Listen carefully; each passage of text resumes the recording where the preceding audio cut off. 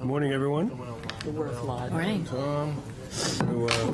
Call to order the October 4, 2024 meeting of the Economic Development Commission. I'd like to welcome everyone, including members of the public and members of the city staff who have joined us for part of our matters today. I will apologize for having no name tags for people to identify themselves. Hopefully you've been to enough meetings, but for purposes of the public who may be watching this later on, our liaison, Sean, is on vacation in Croatia, and Took the name tags with him? I think he did. So you may appear on Serbian TV or something. But a couple things. We have two major issues today that we're going to deal with. One of which is the draft of the inspection issue memo. By the way, I have extra copies of the agenda and anything else if you need something. And then secondly, at 8, we're going to hear from the VIA people on the microtransit presentation. So it's a pretty full agenda. My goal here would be to tackle, we'll do the minutes, and then we'll tackle the inspection memo, and then before the VF people are here, if there is an opportunity, we'll sort of jump ahead of the schedule, cover some other issues, and at 8 o'clock we'll break and go with VIA. My expectation is, including questions and answers, they should be with us for 45 minutes of our time, and then we'll come back and cover a couple other issues. But if for some reason or other the conversation turns out to be fairly engaging, then at 9 o'clock I would like to wrap this up and table any further issues until our next meeting. I assume some of you may plan on attending the service for Ruth Griffin, which starts at 10, so I just want to make sure that everybody has an opportunity to get there at a reasonable hour. With that, I will, and I should say, because Sean is going to attempt to do the minutes of this meeting by watching this video afterwards, I would ask that you, I'm not going to ask you each to identify yourselves, but try to wait till I recognize you, and when I do that, I'll try to call your name, so someone looking at this later on will be able to put Sean will be able to put the minutes together appropriately. Okay, so in your packet are the minutes of our September 6th meeting. I'll entertain a motion to approve those. So moved. Is there here a second? Second. Okay, any comments or corrections or additions or deletions? Hearing none, I'll call the question. All in favor? Aye. All opposed? Thank you. Okay, so the next item on our agenda will be the inspection memo, because that started with Andrew's committee. I'm going to turn it over to you to introduce us to this. Sure. So Andrew Ward here. So the group here, I think, is pretty familiar with the background on this draft letter. What's changed is the audience. So this is being addressed to the mayor and Portsmouth City councilors, and it's also gotten more robust in kind of covering the history of what the business support group worked on about Mr. Wolf's presentation to us, which was really helpful in kind of getting to this next step. And then like to thank our chair, Tom, for elaborating and kind of going from beginning to end on this process. Hopefully everyone had a chance in the last couple days to review. I didn't see too many comments back on that. Tom and I did get a chance to go over this and review, and the notion is a submission to city councilors at their October meeting, the next October meeting, right? And of course, that would also be in their packet ahead of time and would become public by that way. So as you review and as you look at it, think of that audience and think of that any implications there might be for this becoming completely public, whereas before this discussion's all been internal and amongst a working group, which is a subgroup of this commission. So Tom and I are really familiar with this. If folks are kind of catching up or have questions, let us know. And if there's any discussion today, really now would be the time. Yes. Right? Yes. There's not a lot more time before we can make revisions and changes to that. But it does. In terms of the group, the business support group, I think there is a sense of coming to a conclusion, and it happens to be a happy ending to the story, I think. I think it's also timely in that if you're following the news for other local cities, especially like the city of Dover, and what they're doing with their permitting and how that's evolved, I find that also really interesting as well. I think Portsmouth's making some great progress, in this space. So I think we're open to questions, are we? Sure. One comment. This principal difference between this memo and the prior version that was intended to be an internal one is that the prior one essentially referenced or incorporated by reference the February letter and the PowerPoint presentation that was made by Shanti, and we felt that it was a better approach to incorporate that information into something you could read without having to go to another source. And we wanted something that would be comprehensive enough and particularly highlight the statistical part of his presentation. So that's why you're seeing this as a single document and not a document with attachments. So questions? Ann? I'll just comment. I think it's really well written, and the fact that you put the data at the end of it supports the whole thing. It was an easy read, and I appreciated not having to click on to the February, the PowerPoint, the February document. It's nice seeing it all together. Great. Other questions? Bob? The only, I thought it was very well written too, and summarized everything. And the only problem I had was the last sentence. It says those conditions no longer exist and the perception is no longer justified. I don't know. That seems like it's final and there's nothing that's a problem. And when in reality, we're always going to have some kinds of issues, and I think Shanti is working on some of those as well. So I don't know what they are specifically, but I think he referred to what he's doing as a process. So to just wrap it up and say nothing's wrong anymore, I thought was a little strong. Sarah? Yeah, so I think some of the, I would go through and remove some of the superlatives, like or even insinuations or in certain circles or the same traps. Some of that the language feels a little bit inflammatory, so I might scope it to maybe soften some of that, and then maybe to Bob's point, to state that it is the Commission's opinion that this perception is no longer justified based on the Or at information. least to the extent that it I think we have to scope. something like that. Scope the recommendation to make sure that we're not being too broad in either the challenges or the summary. Yeah. Because we It's didn't not like study you're- everything, so. It's not like you're fixing a light switch and, Yep. oh, it's been installed, done. So, Well, so you know what I mean? let me address that, because I tried to, when I drafted, I actually had that thought in mind. So I wasn't, what I was really trying to focus on was what we had learned from the presentation, as opposed to, what was the general reputation, and try to determine everything that's wrong with the department.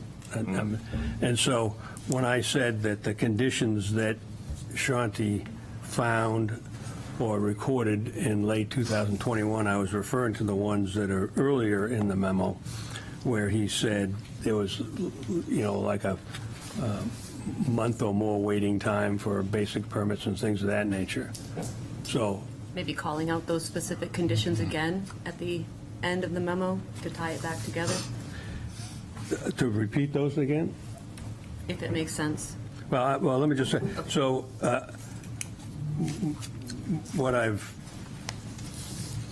so earlier in the memo, it lists what he found in the insert section, so, which is at the top of page 2 when I started working here. So those are very specific things that he observed or found existed. And at the end, it says the items that identified by him in 2021. Okay. So it may be a style, but I'm trying to avoid redundancy. Yep. So what I could say, and put in parentheses something as referenced at the top of page 2, but I guess in a short 2.5-page memo, I kind of think that if you reference what someone says, that you don't have to go back and repeat it again. But if everybody feels that it needs that clarity, then Maybe I don't just think it make needs that its own that. sentence. Just the last sentence. Maybe break the last sentence out into its own declarative paragraph. so where it starts, the EDC is of the opinion. Yeah, Does that make sense? or, yeah, right. I think that's better. Then that brings focus back to the conditions and Yep. then the observation. To your point, Sarah, where do you think that I think there's the too much superlative 1, language? 2, 3, 4. Fourth paragraph, at the outset, to avoid falling into the same trap as those relying on anecdotes to support their perpetuation. I might say to avoid falling into a trap of relying on anecdotes to support a perpetuation, to make it less personal, more vague. I'm trying to use my dormant English degree, so pardon my. You and Garrison Keillor, right? Yeah, exactly. Valid. Any other ones you? First paragraph, third line from the bottom, where it says largely anecdotal. I would say the complaints appear to be anecdotal. And then the in certain circles, I would remove that phrase. Because that might beg the question, what circles, who, so. Yep. Other than that, I think it's very well written and covers the work. Okay. Is everybody comfortable with those changes? All right. Other observations or proposed changes?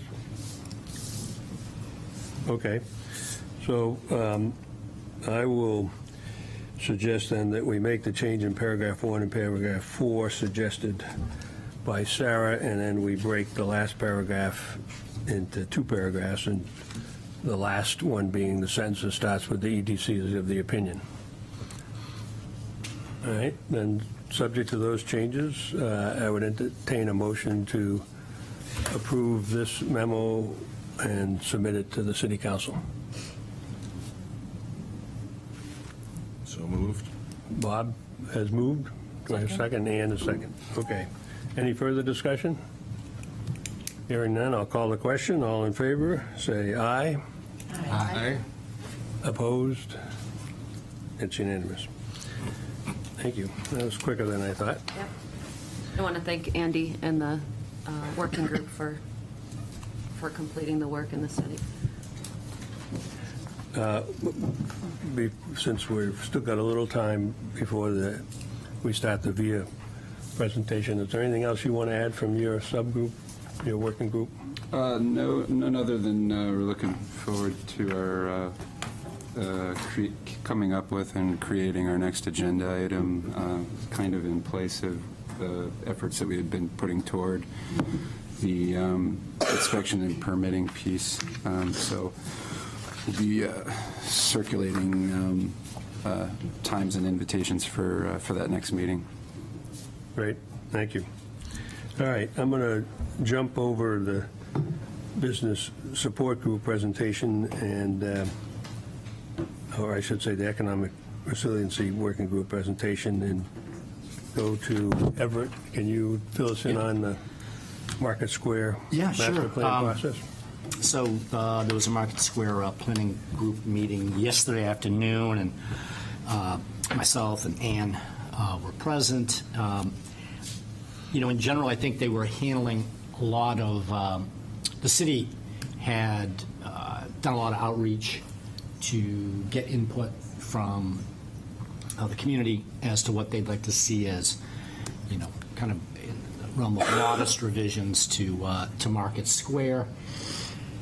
They have, I believe that there's a link on the website where you could, and there were 500 responses in a survey. They had a booth at Market Square. So they've been open to getting input. And at this point, I think it's still very much a work in progress. We spent a fair amount of time really, kind of addressing at a high level what were the main issues that they'd like to see addressed at Market Square. And I think they came down to better lighting, outdoor lavatories or toilets, I should say public, and not be relying on the local restaurants for toilets, better family areas, and that was still to be kind of defined what that would really look like. And probably maybe, and there may have been another one or two, but mostly it's a lot of it's around widened sidewalks, better pedestrian flow, and with the potential of a one-way street maybe on Fleet. A lot of it also is discussing going from either 3 lanes to 2 lanes or 2 lanes to 1 lane in various places where the sidewalks could be bumped out. And it was a little hard to see because they had it on the screen, and the actual presentation hadn't been disseminated as of yesterday afternoon. But it's still a work in progress. I think there is I think it's the 16th. Is that the date? 16th that they're looking for more feedback, and they're going to send that out. And then they want it all in so that there's a more formal presentation at Levinson Room on November 4th at 6 p.m. A lot of good discussion. There were people that are, members of the committee. There are business owners present. So I thought it was well represented, and a lot of good dialogue between the staff and the people that were present. And anything else that you might? I thought it was interesting that they have met with Bob Thorson and spent, I believe, hours with him, understanding how the process worked back in 75, whatever year that was. And his thoughts on going forward, what he wished he had done differently, was interesting, that input. Bob also said his number one was lighting, and widening or just improving sidewalks was really high on the list for him. They did talk a lot about children and families, the potential, upgrading the fountain was one of the things on the list, and potentially, I'm not sure where, but they talked about the potential for a splash pad for children. Where that fits, I don't know, but they're thinking about it. And the tree pits need to be expanded. Right. They're not, the trees are getting bigger and the pits are not supporting them as well anymore. We did delve into occasional street closings, how we're going to be able to kind of handle that on a more formal basis going forward. There was some discussion with the bollards that are mechanical that come up through the streets you often see in Europe to kind of close and semi-closed streets, which is really, if you've seen it, it's really fabulous. As Peter Rice was on the WebEx suggested, he said, I'd like to see one, I'd like to see a tent, I'd like to talk to some municipality that's had it in place in a cold climate for 10 years to know if it's a maintenance nightmare or not. But apparently at the same time, there's also mechanical bollards that might be, drives into the parade or part of the pedestrian area. So bollards could help us significantly in that regard, and so maybe, at the kind of entrance to the Pleasant Street part of Market Square, and nothing particularly formal, but just kind of in the open discussion about, could this work? Would this be an option? And, and there's a trade-off relative to the labor that it takes to bring in, and take down barriers today for those kind of events. So, I thought it was constructive, and a lot of things were shared, and it's still, like I said, a bit of a work in progress. But, I think it'd be helpful for people who are, like my wife said, I think there's a sense that there's, going to be some gigantic, huge change to Market Square, and I think it's really kind of just tweaking and refining. But the theme of expanding sidewalks to incorporate better traffic flow, safer pedestrian access, and outdoor dining, I think is clearly. Well, and seating, more seating. They said they More really were seating. expanding the sidewalks to accommodate more public seating. Correct. That was a priority over the outdoor dining, was public seating. It's not cordoned off. Should be, and although they touched on it, and we didn't, we kind of rolled back to it at the end, is Fleet Street, which was talked about maybe 4 or 5 years ago, to go one way, kind of from TD Bank and M&T Bank out towards the parking garage, for that to be a one-way street, so to incorporate larger sidewalks on both sides, where they're both particularly narrow on both sides of Congress, was talked about too. So that was probably the only one-way street that there was, that I think they're settling on for a recommendation. The one thing that's completely missing from all of their plans is the notion of permanently closing any streets. Right. I know that there's continuing chatter on that, people thinking that's on the table, and I have did not Permanently see closing what anywhere that street? it is. Which? Any. Oh, any Anything. street, okay. Congress, Pleasant, Yeah, Market. Porter. Everything is staying open. Yeah. There's no notion For cars, you mean? to cars. Yeah. Right. Yeah. There's no notion of a pedestrian-only street anywhere in the downtown. There's a little more discussion around during, again, being able to How to host these accommodate an events. event. That's what's the discussion. Are we going to move some streets more to be one way, to be able to, for safety and to get I traffic think out of Music in the Market Streets was one that they talked about, that's Correct. 4 Saturdays in July, Right. where they closed Pleasant Street. How could we do that in a cleaner way? But that's 4 Saturdays in July. Questions of either Everett or Ann? So going forward, is the November 7th session at the library, is that meant to be a public input? Public, and I think it's the 4th. November November 4th? Okay. 4th. Is that for public input? I feel like it's more presentation of concepts than input, but I think it would be both. I mean, as yesterday, I felt was a little bit more presentation of concepts than input. I think the input happened with the 500 Survey. responses from the survey, and then the tents they've put up at Market Square Day and the farmers market and maybe other places, I'm not sure. But they did have a lot of input. I think our resident expert will tell us. what's gonna Yes. happen. Only on, don't use that word expert, please.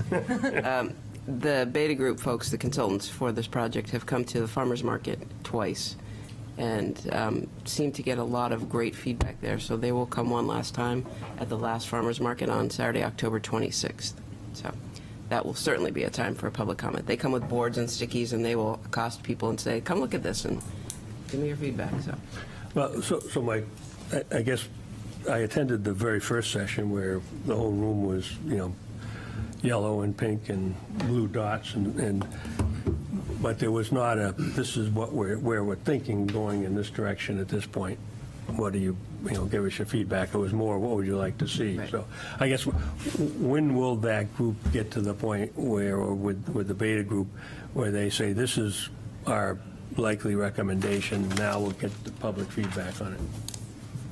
I don't think they're going to wrap this up with a bow until after it is what they talk about and hear from folks on November 4th. On November 4th. I I don't think it'll be completely distilled on November 4th, No. but I think we'll see something more put together than Correct. what we Right, saw we're yesterday. supposed to get the presentation that we have is supposed to be forwarded to the group for feedback by the 16th. So that's supposed to be finalized by the middle of the month. Of Any feedback from the work group By October 16th? By October Okay. 16th. All right. Okay. Thank you. Any other questions of either of them? Thank you. Okay, I think we get, do you think you can, The VIA folks are here. yeah, we have the VFO. Good morning. Why don't we start them now, and then we'll see how much time we have later on. So what I'd like to do is, since their presence grows out of the work of Ann's subgroup, I'd like you to do the introduction and maybe frame the issue of how we're here where we are today. Sure. Early in the year, I think I'd say January, the City Council has a retreat where they set some goals for the year. They set 5 goals. One of them was to explore public transportation, how to perhaps do it better in Portsmouth. And at the same time, the EDC also has a retreat. Ours might have been early February, I forget. We set goals, and one of ours was also public transportation. So we took that on as a research topic this year. And the first thing that we did was to better understand what's already in place. So we had deep dive conversations with Coast Bus, with Wildcat Transit, and with C&J, so that we understood what was already in place. Moving from there, we started to explore other options of what could happen here in Portsmouth, and microtransit's been mentioned over and over. VIA seems to be one of the bigger companies in the country that does this. They've done presentations to Portsmouth before. I think it was to the EDC in December, 19, November 2019. of 2019. Our last So, meeting before the pandemic. yeah, I say obviously that did not go anywhere. That was highly disrupted a few months later. So we are happy to have them kind of back on the table. Here they are. Dylan Twombly and Eleanor Joseph from VIA are here with thoughts and insights of how they do it in other cities and how they might approach microtransit here in Portsmouth. So I will pass it over to them. Thanks, Ann. Thanks to the EDC and to the city for having us here today. Hopefully, we do not bring the pandemic with us this time. So you're at fault, is that?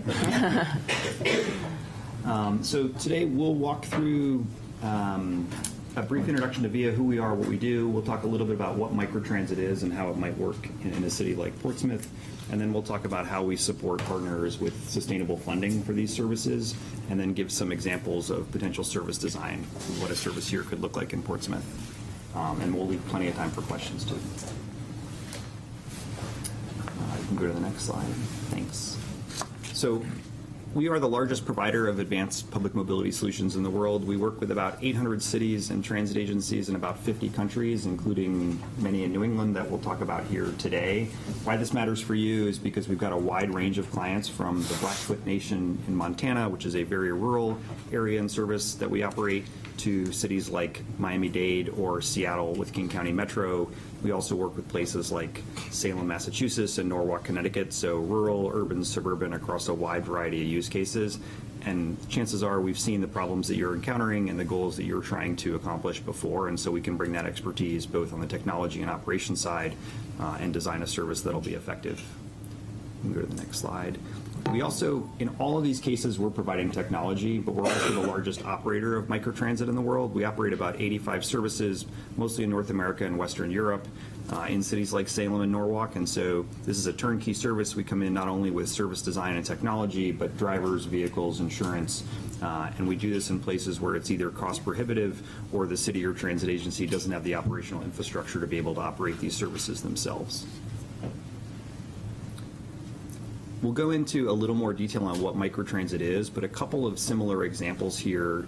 Salem, Massachusetts, and Norwalk, Connecticut, we operate relatively small services there that have had a large impact on the community and grown over time. So in both of these cases, a significant amount of the rides connect with other transportation options, so either fixed route or light rail. And about half of the riders there are either seniors, individuals with disabilities, or students, so groups that typically rely more on public transit. And these are groups that, in both cases, the cities have targeted for use of this service.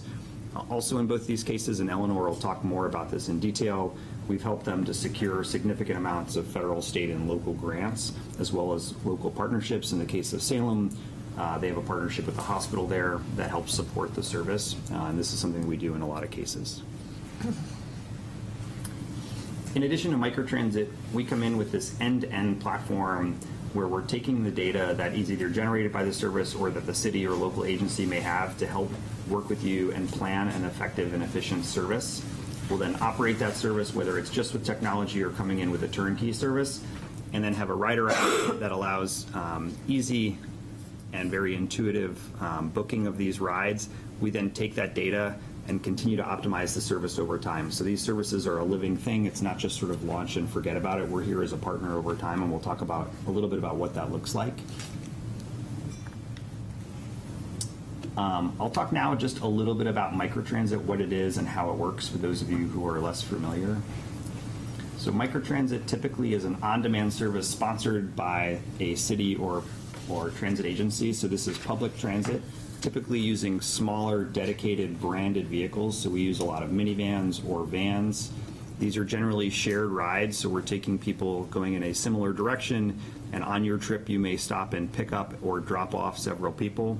In order to make it efficient and convenient, you're typically walking to the corner, so we use what we call virtual bus stops throughout the city.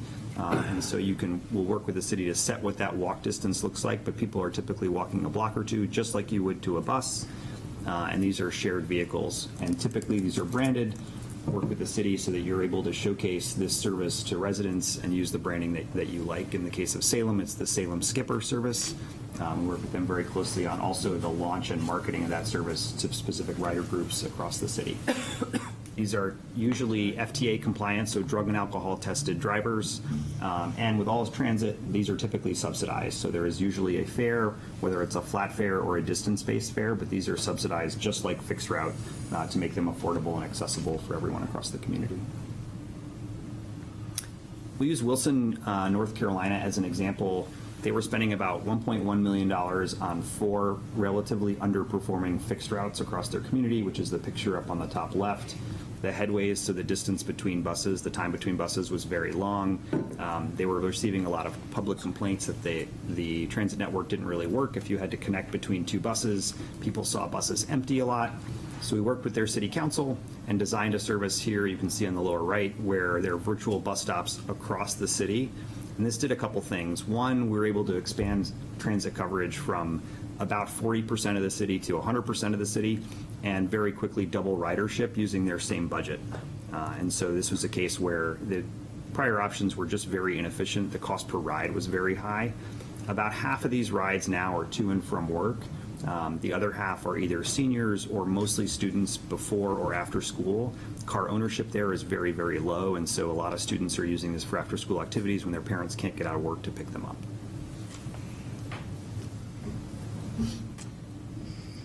On the left here, it's a little tough to see in this graphic, but we launched a service with Birmingham, Alabama.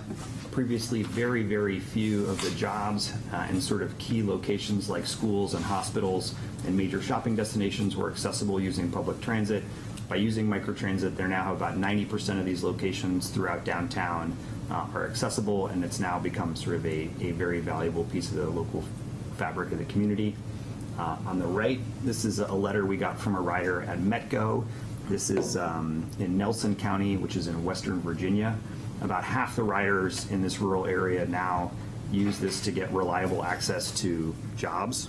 And so it's a huge economic development sort of flywheel. Transportation tends to be the #1 factor that allows for economic empowerment. If you can get a great job, but you can't reliably get to and from, you're not going to keep that job. We talked about a couple of these, but some statistics just to leave you with. Wilson, about half of these trips are to and from work. Birmingham now, about 80% of jobs are accessible within a 30-minute ride from anywhere in the city.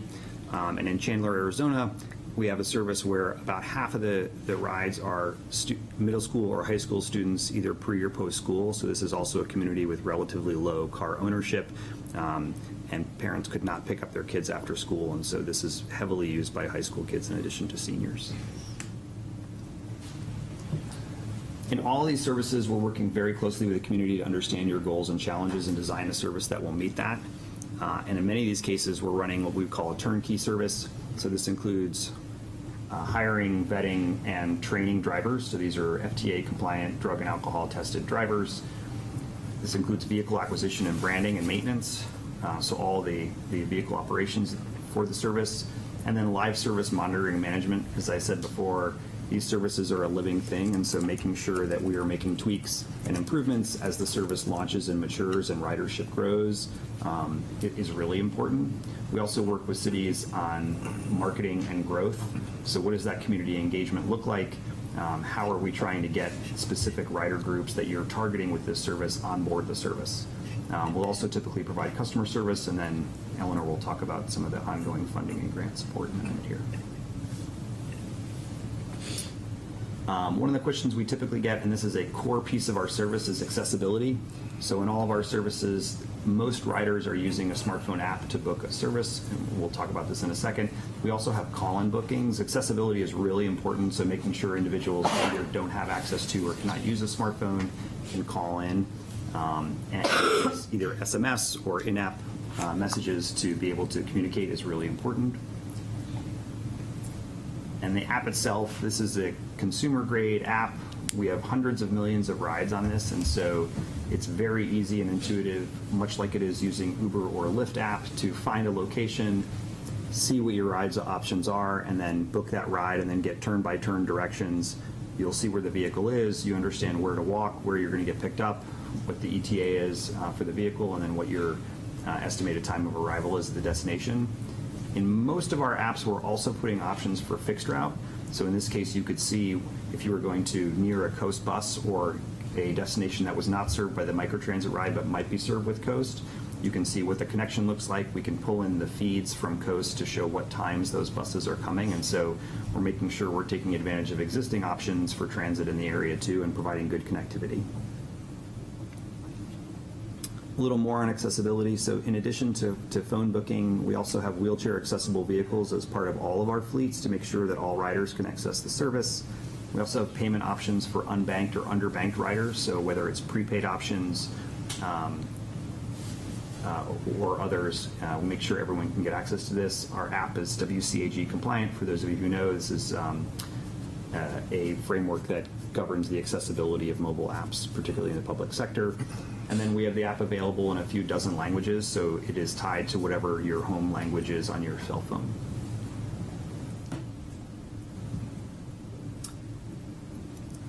We are here as a partner in these services, so you have a dedicated, we call Partner Success Manager, that helps not only with launch and the marketing and growth, but also community engagement. So senior centers, community services, our community centers, and other points of interest will typically run some training for rider groups that need additional assistance, and then the grants, and then finally the transit planning. So again, these services are a living thing, so making sure that we are keeping up that discussion with you to make sure the service is successful and if there are any adjustments that we need to make over the course of the service. I'll pass to Eleanor here, who's going to talk a little bit about what funding a microtransit program looks like and how we can help secure sustainable long-term funding. Great. Thanks, Dylan.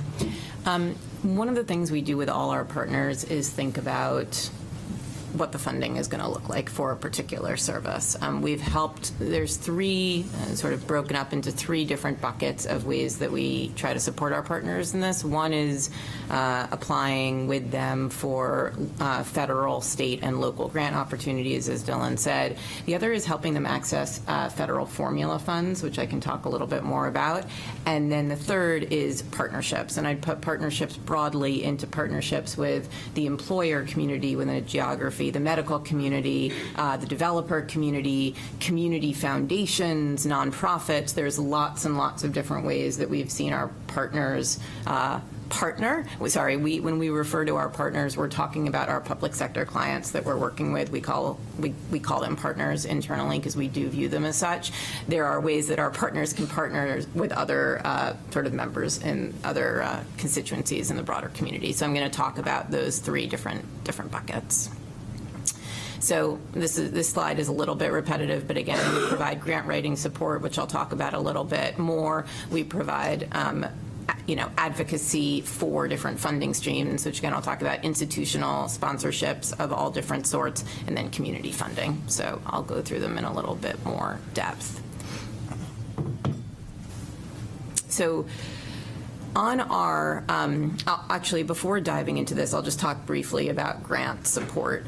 Broadly speaking, last year, we helped our partners secure about $35 million across all of our different grants verticals for their services. So we've had immense success at the federal level with FTA grants, with grants from FHWA, Federal Highways, broadly from accessing DOT opportunities. We're also seeing more and more state grants that want to fund these sorts of innovations as well. So we've had success getting funding from MassDOT, from Connecticut DOT. We've seen a lot of state money in California. I don't know what the landscape looks like in New Hampshire, so it's something not good. Okay. So Skip over that one. you probably know, so that may or may not be a good channel for us here, and I think we have to be realistic about that. But just so you know that we have looked at that in other states, and then local funding has also been, a good area for us from a grant perspective. We've seen, you see actually in this slide, the Wisconsin Economic Development Corporation gave $4 million in workforce, related funding, no pressure on this group, but that we are seeing some local funds of our services from different entities. So I wanted to talk a little bit about the business community specifically. We generally see employers be interested in funding our service when there's a couple of dynamics. Either employees or patrons have trouble accessing the site without a car, or they have trouble accessing the site with a car, i.e. there's very limited parking.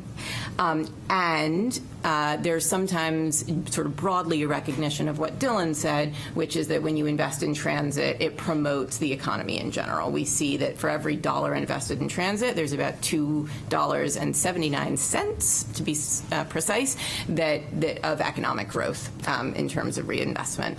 So what you see on the left-hand slide here is that we have a service in Georgia that's funded entirely by the business investment district, or by the bid, basically. And so the business community as a whole decided to fund the service to promote access within that area. In Memphis, our service is co-funded by the Downtown Memphis Commission and the Memphis Medical District. And this is an area in Memphis where there's a ton of there's just a ton of hospitals and other, the research institutions, et cetera. And it's hard for folks, both patients and employees of those institutions, to access those sites. So that was their impetus for that. And then, like I said, in Milwaukee, there's a broader recognition that investing in transit will bring up, the economy in general. And so their EDC has contributed from a grant perspective. So just to give you a little bit of a sense of the reasons that employers might be interested in investing in the service. I just add one thing on the first example. That's the Buckhead Business Improvement District, just in Atlanta, and that's funded. That is a little unique for us, and that is solely funded by BID. Most of these are usually a partnership between public and private, and so the use case is not usually exclusively sort of choice trips. In most of these cases, we've got sort of multiple uses, whether it's access to transit for lower income or people who don't have access to jobs, in addition to some of the choice riders. Yeah, it's generally a mixed funding source, like Dylan said. And then on the, another from some of our previous conversations, I think the developer angle is also an interesting one. And generally, we see developers interested just broadly in contributing to our services, either if tenants can't access or have trouble accessing the development without some sort of transit amenity, or if they would prefer to, rather than build parking, build units is another use case. And so then sometimes the city comes to them and says, okay, well, if you're not going to build parking with this space and you're going to build units, which is generally a higher margin for the developer, how are you going to help increase transit in the community? And sometimes the developer will contribute to this sort of service instead of creating parking, which we've seen quite a bit. And then some communities just have regulatory structure structures around new build that developers do need to contribute in various ways to transit or other facets of the community. So sometimes it's a regulatory need as well. So we just took 3 examples of work we've done with developers. In Brookfield, they are working with us, and we basically provide a first last mile transportation service to their One Blue Slip, which is a mixed-use development in Greenpoint, which is in Brooklyn. And Hudson Yards has a huge tenant amenity basically that provides residents with microtransit trips throughout Manhattan. So that's another example of us working with a developer. And then the last one is really interesting. We bid with Hunt on a solicitation. They were looking to redevelop the Hillman Garage in Annapolis, and they essentially wanted to build less parking than the authority was calling for, and instead build more green space from a resilience perspective. And so they bid and said, instead of building as much parking, our solution is going to be to bring VIA into this, and that way you can preserve more of this space for green space, resilience, natural disaster prevention, which we are seeing just this week is so important in our country.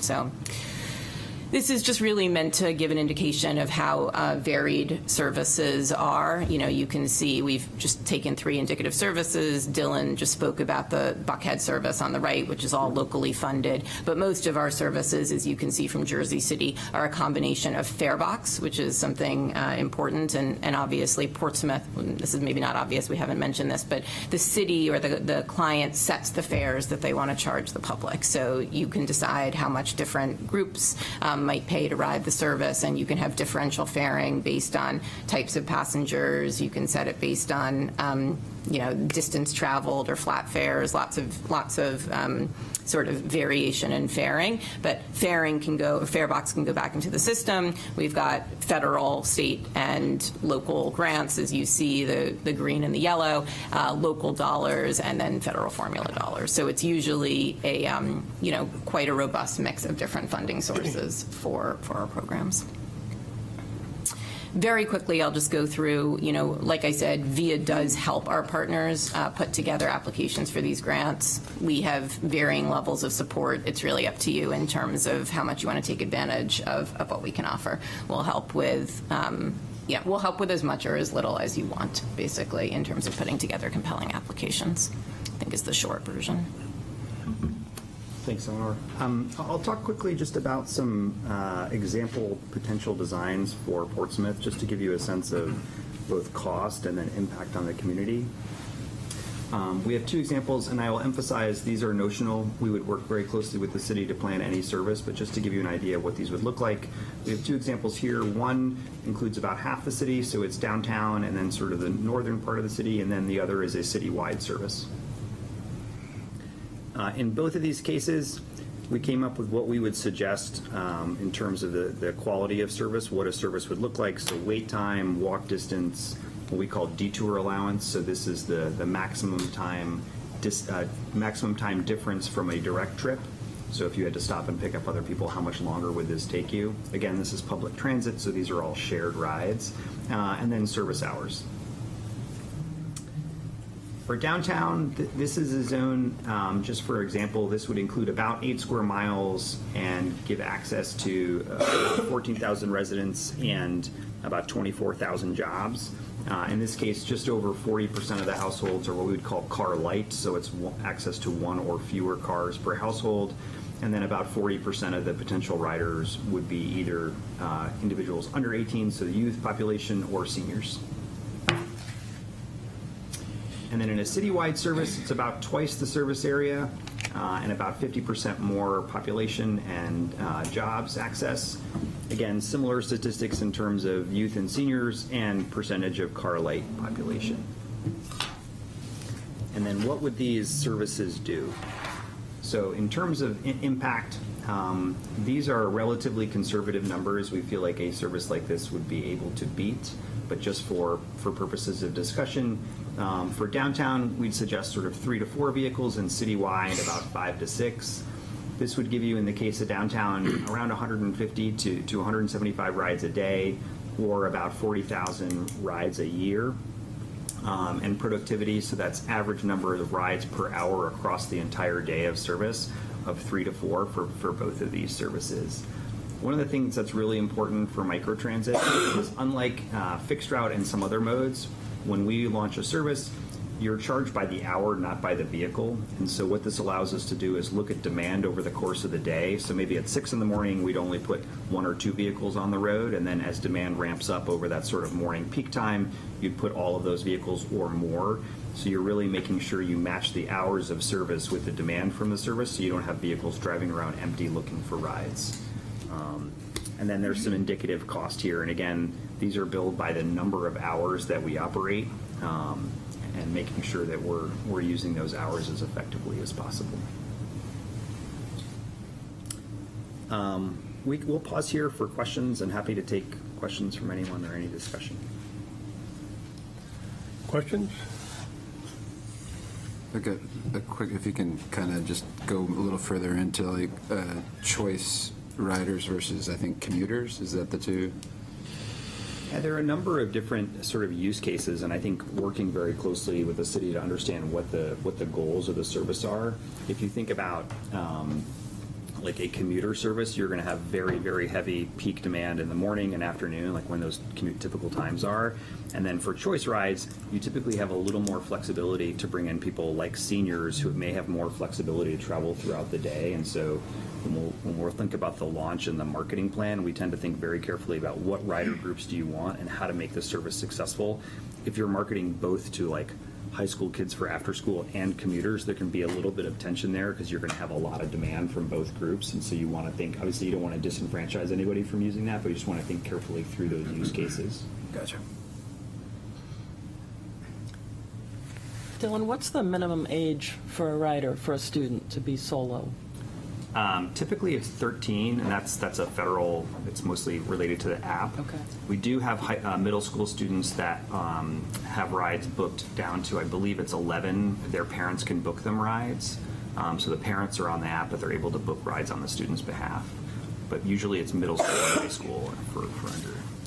So you wouldn't be seeing students in the instead of taking the bus right after school, you're talking about after-school activities. That's I right. stayed for sports or Yeah, drama club, and now I need a ride. Yeah, and from an FTA perspective, you actually cannot market as the primary student transit, so we wouldn't want to be taking kids off the bus, but it's more for either before school or after school activities for high school and middle school students. Two questions. Can you share fixed route stops to create that connection, or do you have to? Okay. Yeah. And then I think the second thing, do you have any regional models? I see the fixed borders within the city of Portsmouth, I think makes sense from a funding perspective, but my concern with using this for worker transportation, that a lot of folks that work in Portsmouth can't afford to live here. So Yep. How do you satisfy that issue? Is it satellite parking? Is it partnering with regional transit? What are your recommendations, and what have you seen in other municipalities? Yeah, we have a lot of flexibility. We're actually working with Salem now to extend service outside of Salem to some new neighboring communities, and there are a bunch of different ways we can do this, whether it's getting additional funding from those communities. You can expand the zone. You can also do what we call sort of service islands. So we have a few of these in the Dallas-Fort Worth area where there may be a hospital or a point of interest outside of that city, and we can do a service island there so you can get service to or from that, but not sort of in that overall community. And we usually just sort of facilitate the discussion between those two cities, but we've got a lot of regional services. Excellent, thank you. Other questions? Karen? You mentioned Wilson, North Carolina as maybe a good comparison or a relatively similar comparison. To switch from fixed route to all via, what was the cost and how many vehicles? So we started, it was about $1.2 million. They're now spending the service has grown pretty significantly, but at the beginning they were spending the same they were spending on fixed route. I believe that was with 6 vehicles. Everett? And this question may be better posed to the city manager. So have we done, and I'm sorry if I missed it, research survey to know what the size, scope of the problem is for Portsmouth? And is this in conjunction with Coast? Is this to replace Coast? I've heard. There are no scare tactics involved this morning. We're not looking to replace Coast. Okay. I think it's looking to supplement and understand what resources are available. Unless Ben knows of specific research we've done, we could not quantify the problem we're trying to solve right now, if that's a way to answer your question. And that is the question, yeah, is, right, what are we trying to solve for? I think I would say one of the problems is, and as was in this morning's newspaper, the potential for serious parking crunches coming. Right. Right. So I know you said, you talked about the car light population, and I was surprised to see the percentage was as high as it is, because I think of Portsmouth as a place where everyone has a car, but maybe they don't have cars to serve everyone in the family. Yep. So I wasn't thinking of it on that angle, but I really do keep looking at the parking crunch coming, and that would mean we'd need to have probably a surface lot somewhere. You need somewhere to put the car if you're then going to summon VIA to bring you in, if you're a visitor. Yes. So there's that issue, and I don't know the solution to that one. I would just add, in all of these cases, we'd work very closely with the city ahead of time to do very in-depth service design, and like the demographic information we showed there, and all of this, we're pulling census data in to be able to show what the impact is on the community and who you're serving for these rides. But we'd work very closely before launching anything just to be able to show impact and sort of what need you're addressing. Actually, that falls into the question that comes to my mind, which is, do you assist these communities in trying to determine what the demand is in certain segments, such as the commuters who are coming into the city, or we get a lot of tourists, particularly in the summertime, and or just people who are out in the neighborhoods who want to get into town or want to get out to Pease for a job? Do you have models that you use to help do the analysis that creates the metrics in the first place? Yeah, that's right. So we're running we have about 300 different services that we power in North America, and we're using that demand data to be able to come up with forecasts for what it will look like here. We tend to be pretty conservative to make sure we can beat those ridership numbers in terms of community impact, but we'll do a lot of modeling and simulation ahead of time. Okay. And a separate question is, have you run into issues in other communities where the end of the block stops are not really workable with disabled or elderly who need to have door-to-door service? And how do you accommodate that type of? Yeah, that's a great question. So in most of our services, if you are an individual with disabilities or you have a mobility device, as you put your rider profile, you're able to select that. And so most of those rides we're doing curb to curb, and so the vehicle will come pick you up where you are and drop you off where you need to go. So we're not making those individuals typically walk to the stop, so that it's more accessible More like a for them. paratransit model. That's right, For those yeah. individuals. Yeah. Okay, so the system does have the ability Yeah. to vary off of a set pattern. Okay. Other questions? Ann? I read a lot from urban planners on the wish to reduce parking requirements for new developments in cities, and you addressed that somewhat here, but if you can even speak more to that, of how that might let new development or the city start to rewrite how they look at parking requirements, because it does seem like it's a real hot button Speak a little bit. of what we see. Yeah, I mean, I think both, there's a trend in urban planning to density, right? Have cities be cities, get as much. And I think in general, developers like that, because then, like I said, instead of building parking, they can build more units. I think then the onus sort of is on the city to provide functional public transit, because fewer people are going to have cars. So that is where we're seeing, that's where we're seeing a lot of interest from cities, right? Does Because the city rewrite an ordinance or rewrite their? it does, zoning? it does. It rewrites the zoning. That's exactly right. So generally speaking, the parking minimums are in the zoning code. And so the Economic Development Commission of the city will actually make a change to the zoning for certain types of development. They can also look at, putting in exceptions, exemptions. If you don't want to build this much parking, instead you can do X, Y, Z. So there's flexibility in it. But yeah, we're seeing that trend as well, and it's at the municipal level. Yeah. Ben, you had a question? One, thank you for the presentation. This is really interesting. I'm curious, it sounds like you all have been doing this and you're the experts. When your partnerships with communities stop, what are the causes of that? Is it ridership an issue? Is it funding usually? Like, where's the 5 years down the road? Where's the thing we need to think about now? I would say our sort of churn rate is very, very low. It's under 3% a year, and so most of these are very successful. I think the two areas we have are, one, if you don't have an identified sort of problem or goal that you're trying to address at the beginning, I think run into issues where cities want to try something, but there's not a clear sort of success metric for that. It's tough to secure funding. It's also tough to sort of be successful if you have kind of an amorphous goal, right? That's one. The other, we have a lot of cities where, less so now, but when we started out sort of 4 or 5 years ago, that would do a pilot. And so they would do a pilot, take that information, and then a year or two later put out an RFP for a more permanent service. But for the most part, I think microtransit has grown a lot, mostly because of post-COVID. Commute patterns have changed, and operating fixed route has become a lot more challenging in areas where if you just have underperforming fixed route that doesn't serve a need and the cost per ride is very high, microtransit is a great replacement for that. But those tend to be the two. It's sort of unclear goals, and then if you're doing a pilot. Can I have one more question? So something you just said sparked a little bit of interest. If we were to bring in the microtransit model, do you see commonly where like our coast would maybe change some of its patterns and routes because maybe they have an underperforming route that can be serviced by VIA and they can focus on other things? Is that a common change too?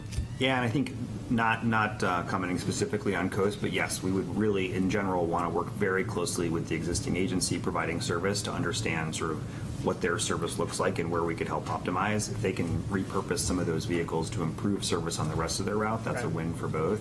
Right. And I think providing connectivity to the existing services so they is could be a like huge more goal frequent for us. on the busier routes. That's right. That's right. I like that idea a lot. Thanks again for your presentation. I think I heard you say there's an economic return to businesses about $2.79 to the dollar. About how long does that typically take? That is a great question. I was just looking this morning. There have been, I could pull it up if I were connected, but there's been about 10 different studies within different communities that have looked at the return on investment of $1 to transit.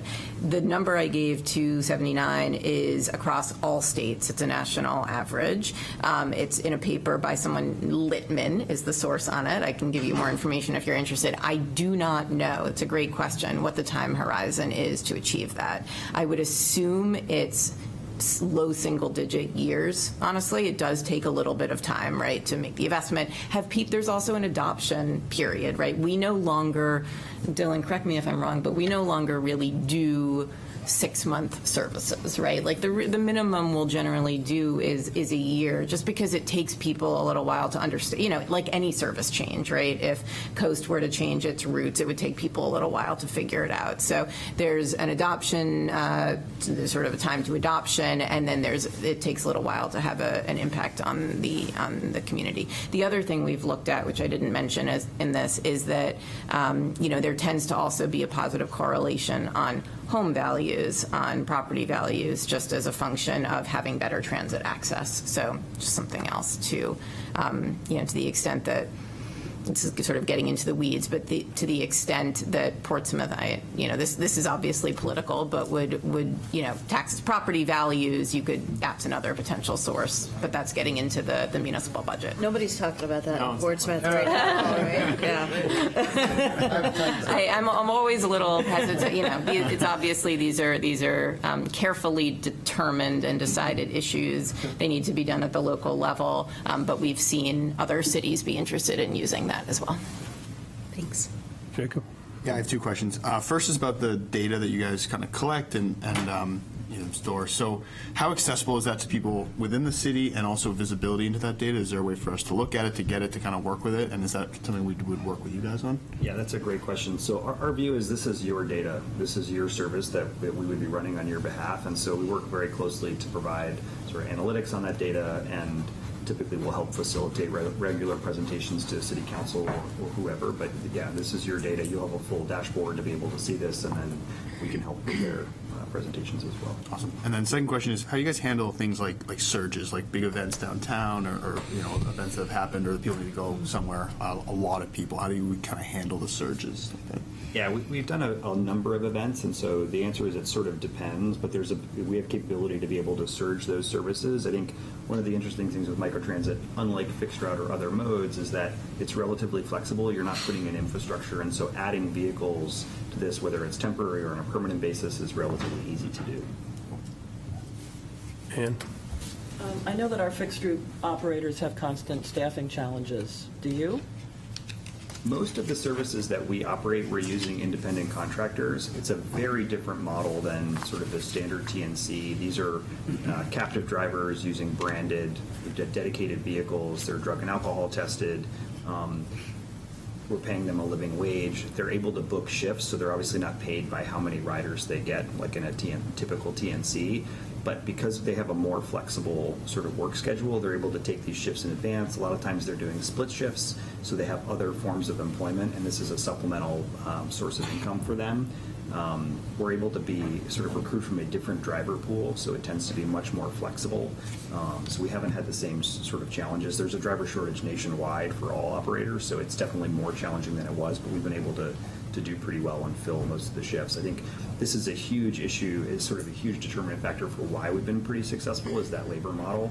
You have a little more flexible labor model, which also allows us to better match supply and demand, right? So we're not having to do long 8 or 10-hour shifts across the day that we just have to run empty vehicles. We can do these split shifts that allow us to better target the demand. So your drivers are picking up a shift in a similar way to an Uber driver picking up a shift? That they can look at the thing and say, I'll take They're this paid one and this regardless one? of ridership. Yeah, they're paid and a living regardless of wage, riders. So you're and- incentivized. Right, but I mean, they can choose their. That's right. They can their choose their shifts, They and can choose. but typically they're doing it far in advance. So we'll put out the shifts for 2 weeks in advance. They can plan their schedule and take those shifts. I think the point you made is really important, though, just for avoidance of doubt. We do not push ridership risk Yeah. to our drivers. We pay our drivers when they are driving for us, whether they have rides or they don't. And that's very, very different. You become a more attractive employer for somebody that might choose a rideshare That's right. option because they have fixed routes, dedicated payment, living wage. Correct. Well, that's what I mean. Well, Someone not who- fixed shifts. Fixed shifts, Not yes. fixed routes, Someone yeah. who is attracted to being an Uber driver might find you more attractive. Correct. And look at Well, working for it's you instead. importantly, someone who wants stability Yeah. is going to be more attracted to us. you, And that helps us recruit the type of person that will show up for that shift, which then gets to your question about can we fill the shifts, right? We're looking for folks that are going to that want stability, It's that more want to know it's a- what they're going to make, Yeah. visibility, don't want to take on the risk, and those tend to be more reliable, just to use that word, sort of folks on the I'll platform. also say the drivers typically are very proud of being a part of the community. And, Yeah. they're driving branded vehicles on behalf of the city, and so they take a lot of pride in this. They feel like this is their service, and so having taken rides in hundreds of communities across the city, or across the world, you definitely, they feel a big sense of pride and ownership in Do these. they wear any sort of uniform? We can work with you on sort of the best. Sort of something, a thing, a cap? Don't go there. Typically, they're in a branded vehicle, and so it's Okay. very easy to know. Bob? Just wondering where you keep the vehicles, and if you need to add vehicles, like for an event, where do they come from?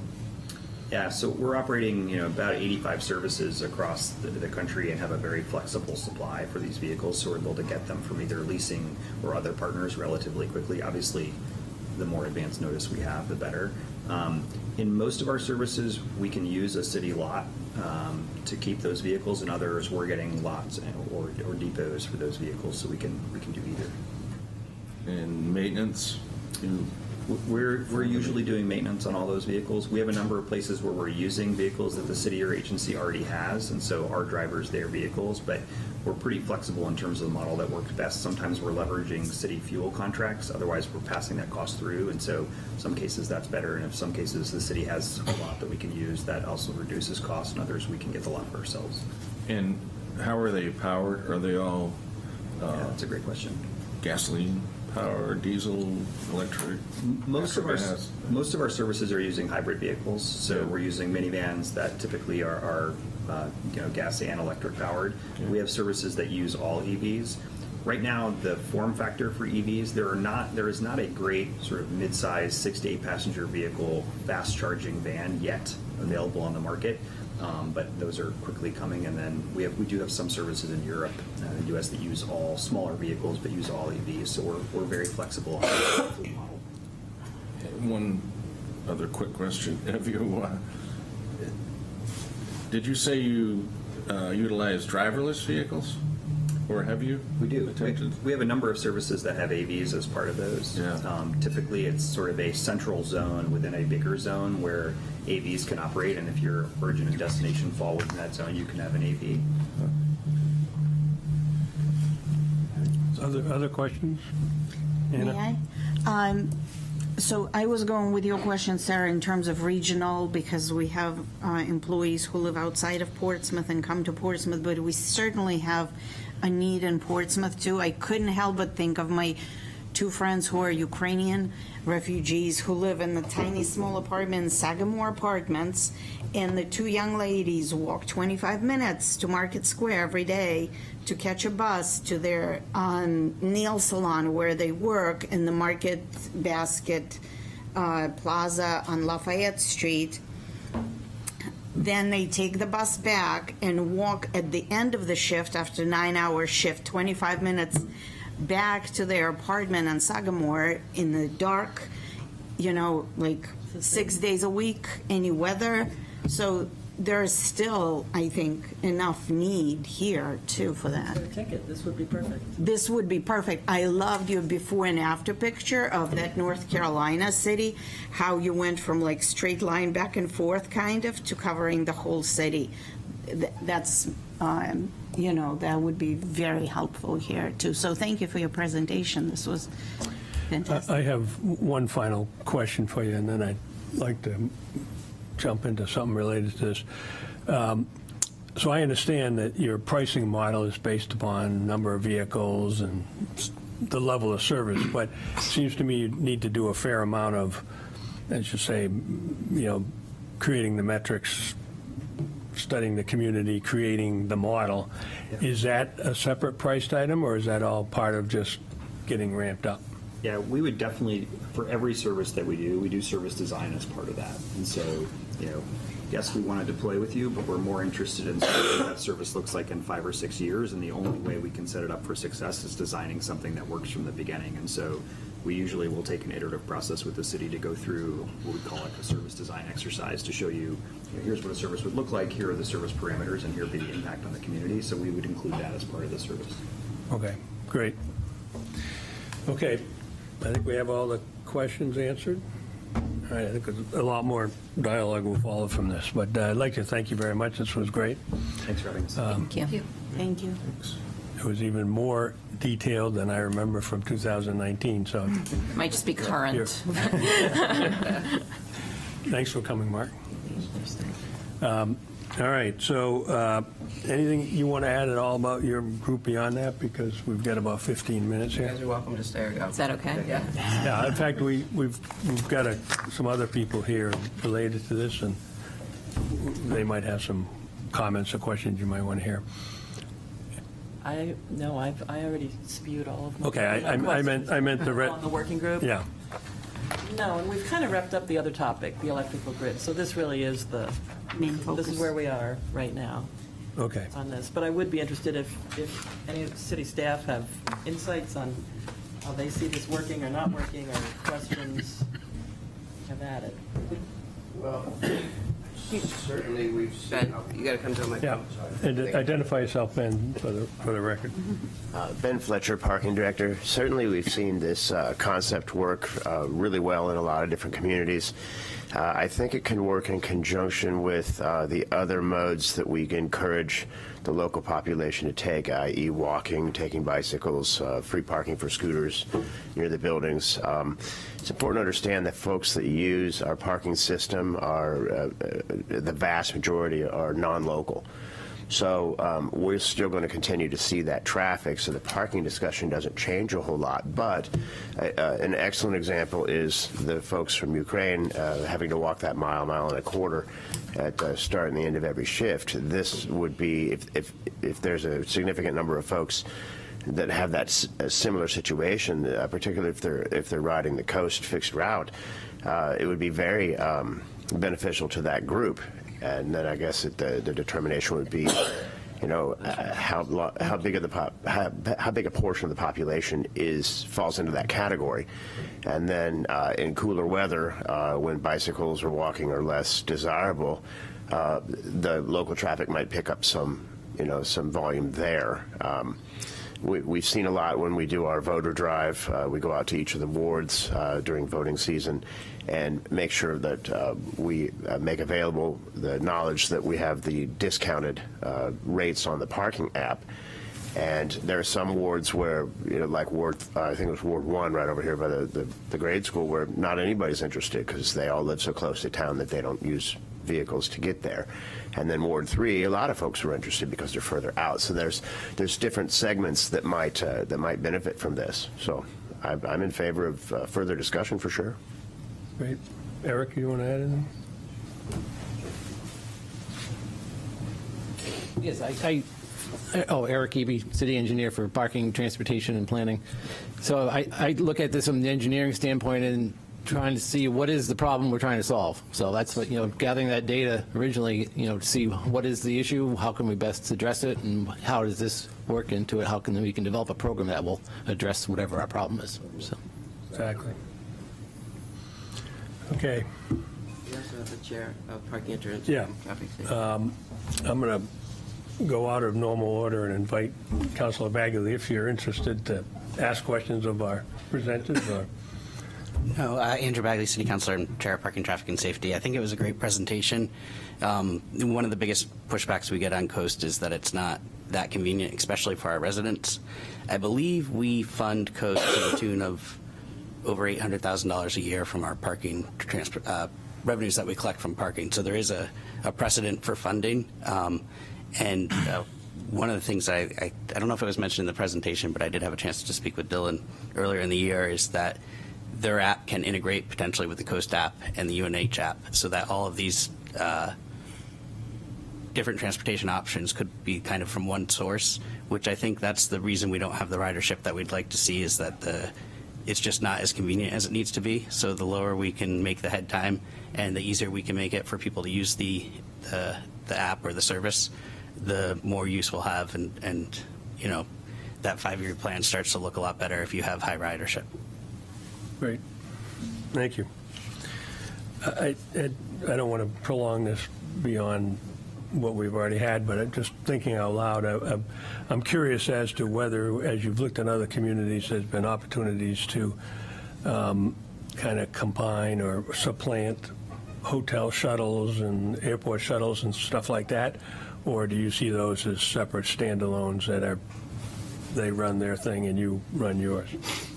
Our experience is that hotels are in the accommodation business and don't love running these shuttles. They sort of do so out of necessity. So if, generally speaking, if you start planning this and you go to them and say, we have an opportunity for you, we're going to invest in a microtransit service that has your location within the zone and has the airport within the zone and other key locations that your clientele might be trying to reach, they're generally very happy to have that conversation and contribute, because it just takes burden off of them to manage a shuttle service. So yeah, we've found that hotels are very interested in having a conversation. I had the same for universities too. Yeah. Typically they're great partners. This is an opportunity for them to partner with the city on something and then redirect those resources elsewhere in their network. Great. Ben has a... This could be a wonderful solution to a perpetual problem. When people arrive in the city from the airport on C&J, they are stranded at the Pease Tradeport with no real pathway to get to a rental car or to get to their hotel or Airbnb or whatever they have in their downtown. And it is a perpetual problem that we get calls on almost weekly at the chamber for how do I get from there to there. And it's like right now it's just like your rideshare services. That's it. Yeah. And I think this has the potential to be a great solution to some of that challenge. Great. Okay. Again, thank you very much. Thank you. I think there's a lot to think about and work with here. So we still got about 10 minutes. Thank you so much. Would you like to give us a report, Ben? Yeah, sure. I can be fairly brief. A few things I did want to update. There is a list of dates and calendars, reminders in your packet. I do want to just remind everyone that we have Art Round Town this evening. If you are looking for something fun to do, come check that out. In addition to the dates that are there, I will give you a new one. We were able to get both congressional candidates to agree to come and speak on October 21st at a luncheon event at the Sheraton. So we'll be announcing that formally later today. But that will be always interesting.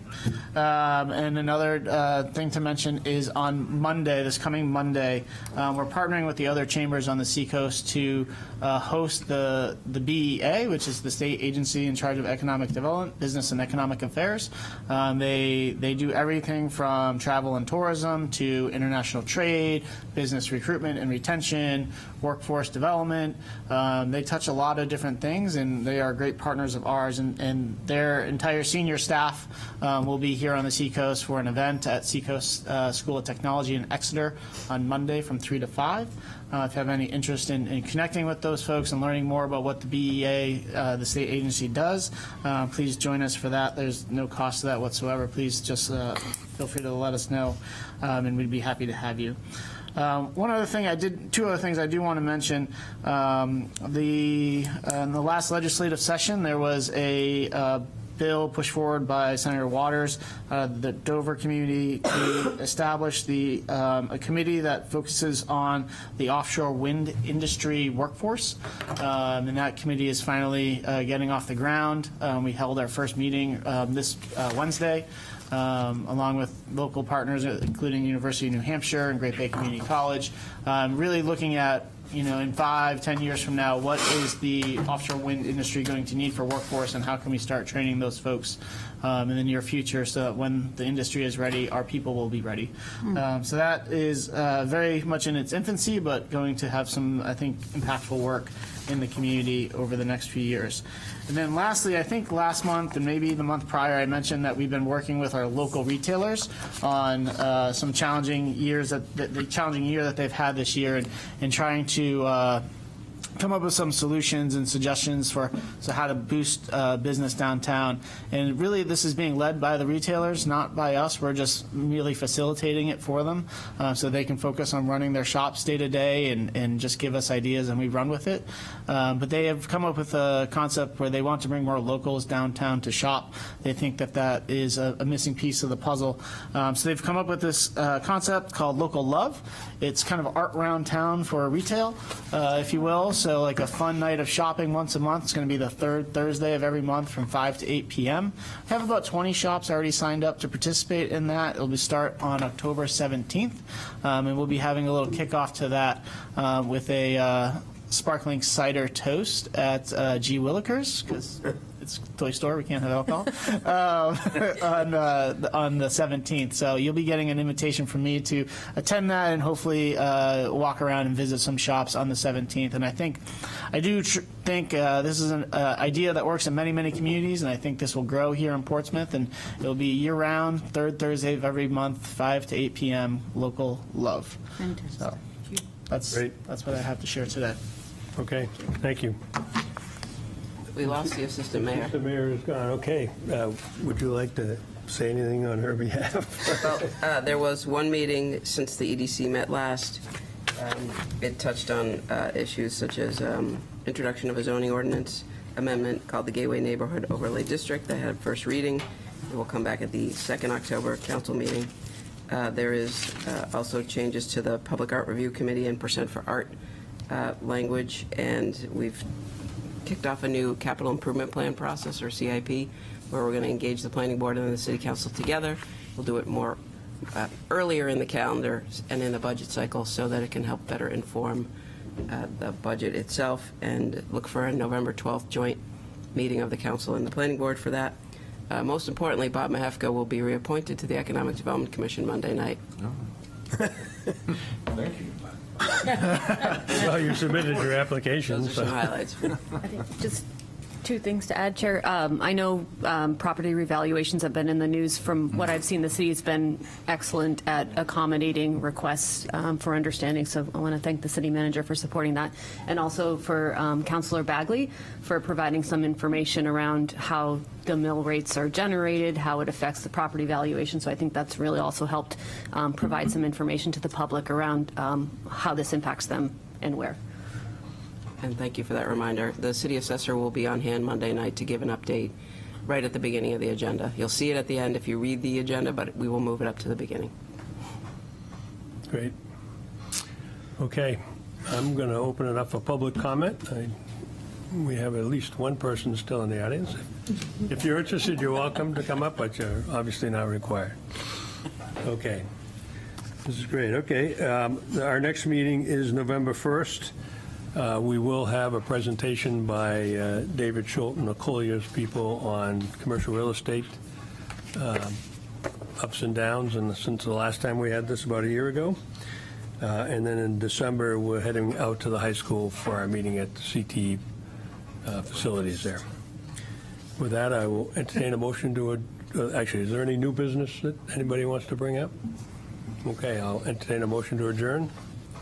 Everett, do I hear a second? Second. Bob, all in favor? Aye. Opposed? The ayes have it. Thank you all.